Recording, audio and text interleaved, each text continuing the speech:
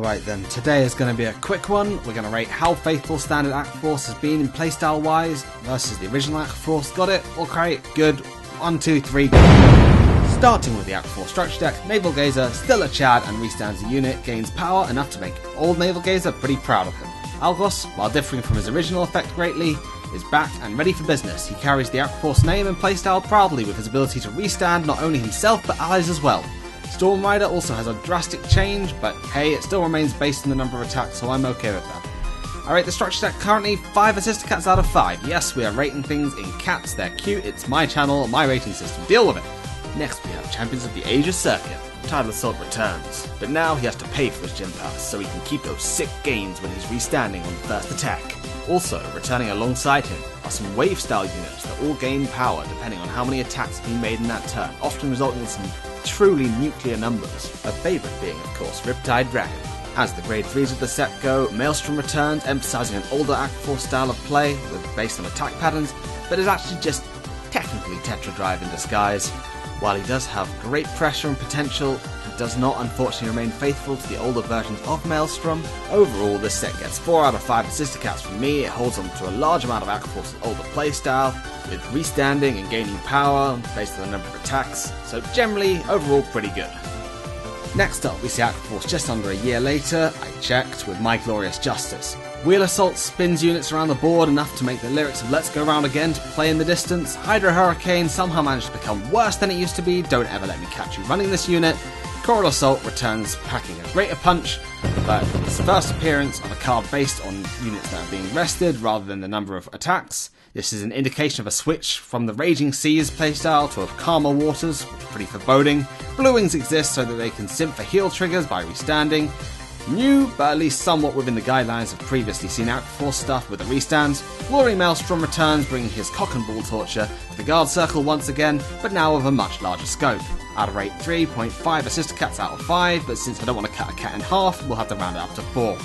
Speak of the devil, in comes Team Dragon's Vanity, and a logical person will conclude with the reveals at the time, the return of Claret Sword Dragon and Dragonic Vanquisher, wielded by the very same iconic characters that wield them in G, that Ruger would be wielding the unit he was most well known for in G, so of course he is using Last Card Revan. The problem with this set doesn't end here. The theme has started to shift. Instead of counting the number of battles, Bushy thought it would be too difficult for players to do so they just made everything based on the number of rested units. Blue Waves also return in this set, but don't get your hopes up for premium use as they are either tied to Revan or tied to grade 3. So, sit back and pray that Daddy Valios will bypass these issues when he comes out to save us all. Boy Boss has become a pale, over-costly shadow of his former self, and has become a general all-round slave to Revan. Galeas can restand, but doesn't work on premium on the whole, as he requires a grade 3, but hopefully it will somewhat work with future support. Varagios returns while being a good card. He's very little like his old self outside of the search ability. Little does he know he's about to become one of the first cards in the revamped style of Stride Fodder. Meanwhile, Yorgos lost his stats. Perfect guard, along with any other reason to play the card. Last Card Revan is, in general, the most accurate card to his previous form in the entire set, as his old skill was just rest cards, gain power and a crit, and he does much the same as he did back then.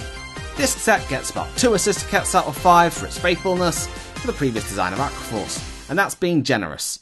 The set largely being pulled up by Revan's design versus the incredible weight of the Blue Waves concept massacre. Finally, we come to the most recent set, Storm of the Blue Cavalry, and of course, the return of Thavas. Much like previous set, Rest unfortunately takes a large portion of the effects, drastically reducing the faithfulness to the original design of older versions.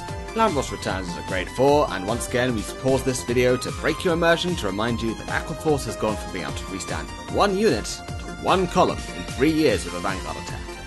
Absolute amazing power. Overall, he is mostly faithful to his old skill design, being able to restand 2 units, although it's only in a column, and it also grants them power. Although I'll note, not as much. Thavas goes further and beyond to generate an imitation of the stride mechanic based on rested units, while also keeping hold of the retire mechanic of his first iteration, although with a different activation requirement. Dennis returns, now with a mediocre skill, which can still be considered better than no skill, but come on Bushy, please give me something to work with, I have to pay the bills. A quick reminder that these 2 cards are printed in the same set. Kelpie riding Nikki returns once again with a search ability, though since Miraculous already pinched the spot for the Stride Fodder skill, he now just searched the top 7 and was given a recycle effect on top. Terrific Coil Dragon flexes on Tidal Assault as an alternative, since Bushiroad seemed to be adamant about not reprinting Tidal Assault, and once again reminds us that Aquaforce units still can restand a multi-attack of their own accord. Kelpie Rider Petros returns as a Sentinel 30k crit, because after all, thick thighs save lives. Alongside all this, Bushiroad remembered that they had printed not Tetradrive at the beginning of this, and thought it would be finally time to print some more support for its on-hit skill by providing units that couldn't miss. This is a newer style of skill that hasn't really been seen before, and even surprisingly supports some older cards. I give this set 3 Assistocats out of 5, since at the very least it gives some effort towards the recreation of key units such as Lambros, and also the addition of a new card designed with multi-attacking in mind, even going as far as copying and pasting Gears' attempt at recreating the stride mechanic without a G-Zone.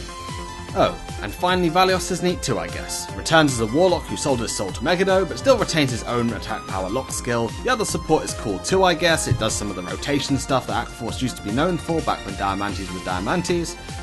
4 out of 5 Assistocats for Faithfulness, 1 out of 5 for Viability. Overall, the standard Aquaforce playstyle started very similar to its original playstyle, but seems to have gotten lost somewhere along the way, and in a desperate attempt to be a new and hip with the kids, and they ended up copying Machinings. I don't know why they thought that was a good idea, but hey, now we have Machinings but Aquaforce. But hey, that's just my worthless view on this. If you enjoyed the video, feel free to hit like and subscribe, and if your rage is boiling over, tell me in the comments how wrong I am. Please let it bubble up in the comments. Seriously, just put things in the comments. It helps great. Thanks. Just try to be polite about it. See you next time.